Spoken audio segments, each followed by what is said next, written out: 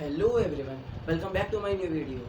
तो आज के हम वीडियो में पढ़ेंगे हमारा क्लास 8 का साइंस का टॉपिक चैप्टर नंबर 13 साउंड। तो देखो, हमने लास्ट वीडियो जो मेरा बहुत टाइम पहले अपलोड हुआ था उसमें हमने सीखा था कि भाई के साउंड का इस चैप्टर का हमने एक ब्रीफ इंट्रोडक्शन लिया था कि हम इस चैप्टर में क्या क्या पढ़ेंगे। ठीक है, तो आज हमने इसका जो पहला पेज था इंट्रोडक्टरी वो तो हमने कंप्लीट कर दिया था। तो आज हम पढ़ेंगे हमारा सेकंड वाला 13.1 जो है sound is produce bye vibrating body. तो देखो, इसमें हमें पता चलेगा कि जो साउंड होती है ना, ये हमेशा किसी ना किसी चीज़ के वाइब्रेशन होने की वजह से पता चलती है। जैसे कई लोगों को, जैसे जब फ़ैन चलता है तब आवाज़ आती है ना, हवा कटने की। तो वो उसकी जब मोटर चलती है तो वो वाइब्रेट होती है, तो उसकी वजह से आती है थोड़ी थोड़ी आवाज़। ठीक है, और जैसे कि अभी मैं बोल रहा हूँ तो हमारा ये जो इधर वोकल कॉर्ड होता है ये वाइब्रेट करता है, जिसकी वजह से आवाज़ आती है। या जैसे किसी भी चीज़ को मैं मारूँ, जैसे ये मारा मैंने, तो इसकी आवाज़ आती है क्योंकि ये वाइब्रेट करता है। वो हमें ये कह सकते हैं, हम दिखता नहीं है हमको, ठीक है, लेकिन वो वाइब्रेट करता है। ठीक है, अब एक बार इसमें पढ़ लेते हैं क्या बता रहा है ये। Sound is produce by a vibrating body. Touch the school bell when not in use. What do you feel? Again touch it when producing sound. Can you feel its vibrations? तो ये कह रहा है कि जैसे कभी आप स्कूल के अंदर हो तो एक बार अपनी स्कूल की बेल को टच करके देखना, तो आपको क्या दिखेगा। जैसे आप टच करोगे तो आपको लगेगा जैसे एक नॉर्मल चीज़ है, लेकिन जब आप उसको तब टच करोगे जब वो बेल की आवाज़ आ रही होगी, उस टाइम में वो वाइब्रेट करती है। ये हमने क्लास सेवन्थ में हमने ये सारा पढ़ा था इलेक्ट्रोमैग्नेट्स वाले टॉपिक में, electric currents and its effect वाले टॉपिक में, कि जो स्कूल की बेल होती है ये कैसे काम करती है। कि इलेक्ट्रोमैग्नेट बनाती है, वो एक मैग्नेट को खींचती है, जैसे ही वो उस पर मारता है आयरन पे, तो मारता रहता है जल्दी जल्दी जल्दी जल्दी, उससे वाइब्रेट करती है। ठीक है, तो ये तो हम अब इसके बाद आती है हमारी एक्टिविटी 13.1। ये कह रहा है टेक अ मेटल प्लेट और a pan, hang it at a convenient place in such a way that it does not touch any wall.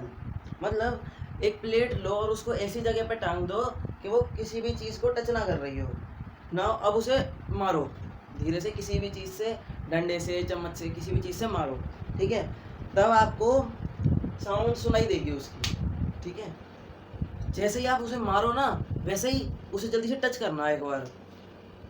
जैसे इस वाली फ़ोटो में दिखा रखा है कि जैसे इसने ये लटका रखा है पेन, और जैसे अब इसका एक हाथ से ये मार रहा है तो दूसरा हाथ इसका खाली है, तो जल्दी से मारते से ही टच करना, तो आपको दिखेगा कि वो वाइब्रेट कर रहा है।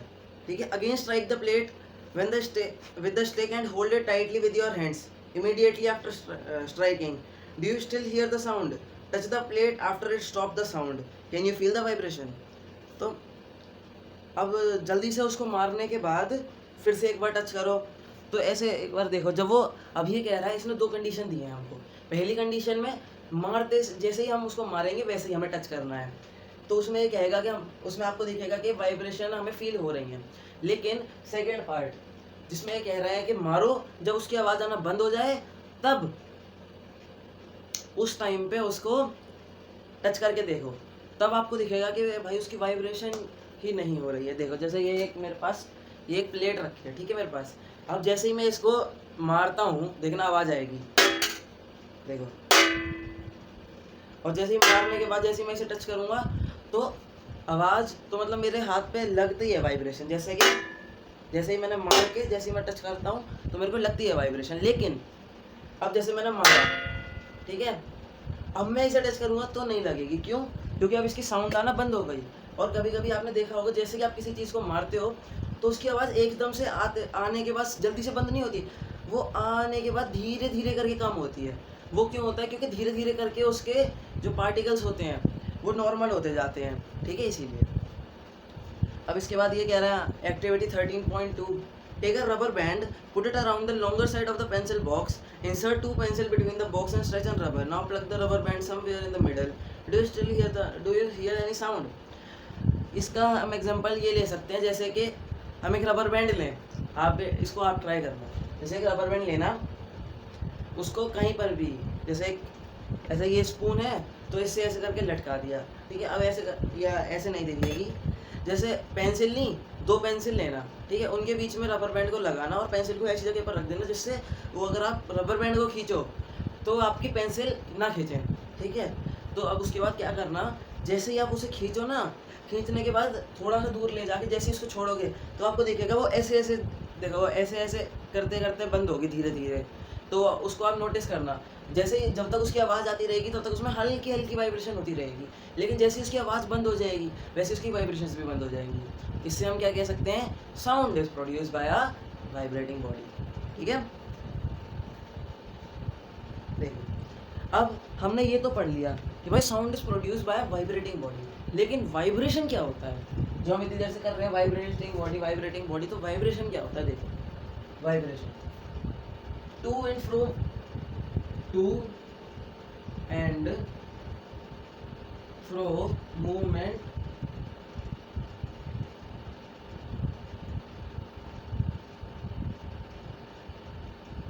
मूवमेंट ऑफ अ बॉडी, ये होता है हमारा वाइब्रेशन। ये होता है vibration. To and fro movement क्या होता है, जैसे कि ऐसा ऐसा मूवमेंट, जिससे एक तरफ देखो अगर आप, जैसे वो होती है हमारी पेंडुलम जो होता है वो भी वाइब्रेट करता है, जैसे कि उसका ये वाला जो मूवमेंट होता है जिसको हम ऑसिलेटरी मूवमेंट कहते हैं, ये इसको आप एक तरह से वाइब्रेशन कह सकते हो, क्योंकि जब भी कोई चीज़ वाइब्रेट होती है तो वो ऐसे ऐसे ना करके वो ऐसे ऐसे होती है, ठीक है। जैसे रबर बैंड के केस में अगर देखोगे तो ऐसे ऐसे ऐसे ऐसे करके तब स्टॉप होगी। तो वो to and fro movement, to मतलब आगे जाना और फ्रो मूवमेंट मतलब पीछे आना, ठीक है। To and fro movement of a body is known as vibration. चलो आगे बढ़ते हैं। As you have learned in class 7th, the to and fro और back and forth movement of an object is called as vibration. When a tightly stretched band is plugged, it vibrates and produces sound. When it stops vibrating, it does not produce any sound. इसने हमें यही बताया जो मैंने अभी बताया था।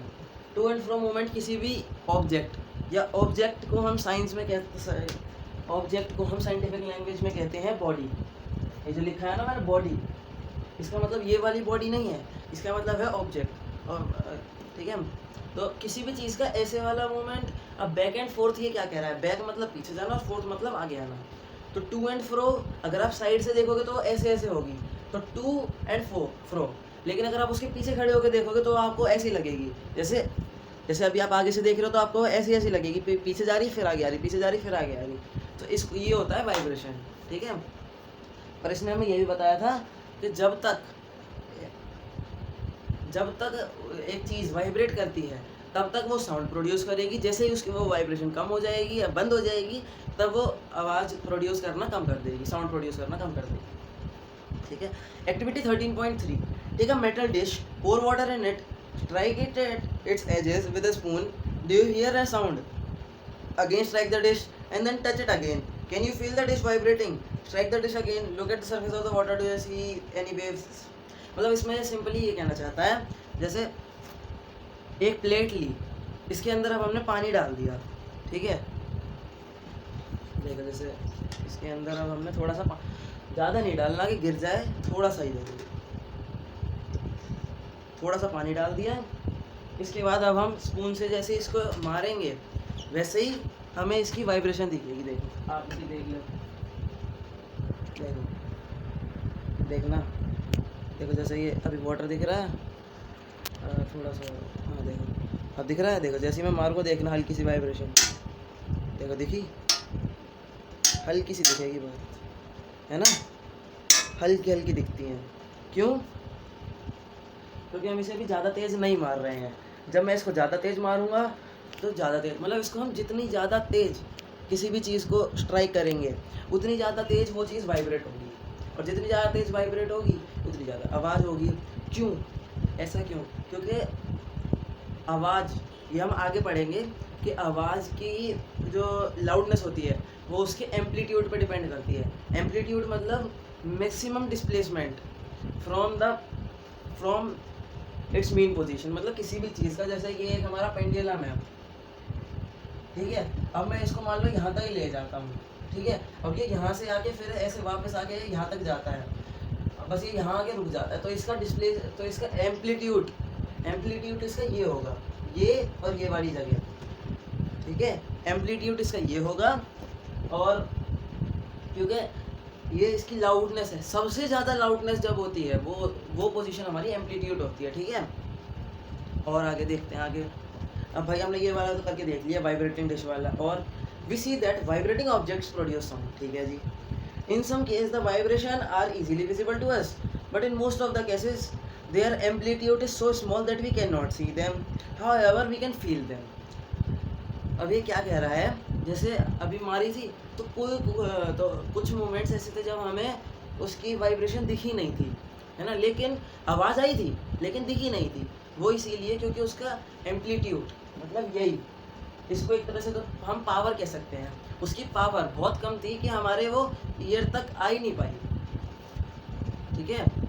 क्योंकि कई ऐसी भी एम्पलीट्यूड होती है जो सुनाई नहीं देती। जैसे मान लो कोई बहुत दूर से चिल्ला रहा होता है, वो चिल्ला तो रहा है, उसका एम्पलीट्यूड भी बहुत ज़्यादा है, लेकिन हमको सुनाई नहीं देता है क्योंकि हमारे लिए वो बहुत कम है, ठीक है। लेकिन हम उस चिल्लाने वाली आवाज़ को फील नहीं कर सकते, नहीं तो अगर ऐसा होता फिर तो सबको सुन लेते जल्दी। Take a hollow coconut shell and make a musical instrument ektara. You can also make it with the help of an earthen pot. Play this instrument and identify its vibrating parts. तो इसमें आप इकतारा बना के जैसे ही आप इस पर स्लाइड करोगे वैसे ही आपको दिखेगी कि भाई हाँ ये वाइब्रेट करती है, ठीक है। Make a list of familiar musical instrument and identify their vibrating part. A few examples are given in table 13.1. Complete rest of the table. देखो इसमें सबसे ऊपर दे रखा है वीणा वही होता है जो सरस्वती मैया अपने हाथ में लेके होती है, विराजमान होती हैं। तो उसका जो पार्ट वाइब्रेट करता है ना, वो होती है उसकी स्ट्रिंग्स, वो जो पतली। और गिटार की भी शेप कुछ वैसी ही होती है, एक सितार जैसी, तो उसकी भी वही वाइब्रेट करती है स्ट्रिंग्स। और तबला का जो ऊपर का जो होता है ना पार्ट, ऊपर का जिसमें हल्का सा डिज़ाइन सा बना होता है, वो वाइब्रेट करता है, ठीक है। Many of you might have seen the मंजीरा, the ghatam and the nut and the kartal. These musical instruments are commonly used in many parts of our country. These instruments are simply beaten or struck. Can you name a few other musical instruments? You too can make a musical instrument. ठीक है, देखो अब ये क्या कह रहा है, इसने हमें बहुत सारे इंस्ट्रूमेंट के नाम बताए, जैसे इकतारा, वीणा और मंजीरा। तो जब आप इनको वाइब्रेट करो, मतलब वाइब्रेशन के चक्कर में वाइब्रेट नहीं निकल गया, मैं ये कह रहा था, जब आप इनको एक दूसरे से स्ट्रक करोगे तो इनमें भी वाइब्रेशन होती है, जिसकी वजह से इनसे आवाज़ें निकलती हैं। और हर एक की अपनी अलग अलग वो होती है, मतलब आप उसे जितना तेज़ मारोगे उस हिसाब से उसकी आवाज़ चेंज हो जाती है। जैसे हमारा नेक्स्ट पेज पे जो ये कह रहा है हमारा खुद का म्यूज़िकल इंस्ट्रूमेंट, उसमें क्या कह रहा है कि जैसे हमने 6-7 ग्लासेस रख लिए अपने पास, अपने सामने। अब 6-7 ग्लासेस रखने के बाद जैसे ही हम एक ग्लास को मारेंगे तो उसकी अलग आवाज़ आएगी, लेकिन उसके लिए मेन चीज़ क्या होनी चाहिए कि जो 6 या 7 या जितने ग्लास आपने भरे हैं वो सारे एक ही मटेरियल से बने होने चाहिए। नहीं तो अगर अलग अलग मटेरियल से बने हुए तो चाहे खाली रखो चाहे भरे रखो, आवाज़ तो उनकी डिफरेंट हो जाएगी। लेकिन जब आप सेम मटेरियल के रखोगे, उसके अंदर भी आपने ग्लास कह रहा हूँ, उसके अंदर भी आपने जब डिफरेंट लेवल का जब पानी भरोगे या कुछ भी भरोगे, तब उनकी आवाज़ डिफरेंट होती है, ठीक है। देखो ये इसने ये येलो कलर के बॉक्स में भी दिखा रखा है कुछ। When we pluck the strings of an instrument like the sitar, the sound that we hear is not only that of the string, the whole instrument is forced to vibrate, and it is the sound of the vibration of the instrument that we hear. Similarly, when we strike the membrane of the mridangam, the sound that we hear is not only that of the membrane but of the whole body of the instrument. मतलब ये कह रहा है, जो अभी हमने पीछे पढ़ा था कि ये जो सितार होता है भाई, उसकी हमें आवाज़ कब आती है, उसकी हमें आवाज़ तब आती है जब उसकी जो स्ट्रिंग्स होती हैं वो वाइब्रेट करती हैं। लेकिन ये कह रहा है, अब इसने बताया है बुक ने कि भाई जो सितार होता है पहले, इसने फिर ये अभी तो कह रहा है कि इसकी स्ट्रिंग्स वाइब्रेट करती है तो इसकी पूरी बॉडी वाइब्रेट करती है। अभी ये कह रहा है पूरी बॉडी वाइब्रेट, लेकिन इसने पहले कहा था स्ट्रिंग्स ओनली वाइब्रेट करती है। ऐसा क्यों? वो इसीलिए क्योंकि वो मेन पार्ट बता रहा है कि अब ऐसे तो कुछ भी कर लो, तो पूरी बॉडी, अब जैसे तबला है, तबले को अगर आप मारोगे तो उसकी पूरी बॉडी वाइब्रेट करती है, लेकिन व्हाट इज़ द रीज़न, मतलब वो पूरी की पूरी बॉडी किस वजह से वाइब्रेट करती है, या किस वजह से उसकी अलग अलग आवाज़ आती है। वो पूरी वाइब्रेट तो हर एक कंडीशन में करती है, चाहे आप उसको टच करो, चाहे आप उसे तेज़ से मारो, लेकिन फिर अलग अलग कंडीशन में उसकी अलग अलग आवाज़ क्यों आती है?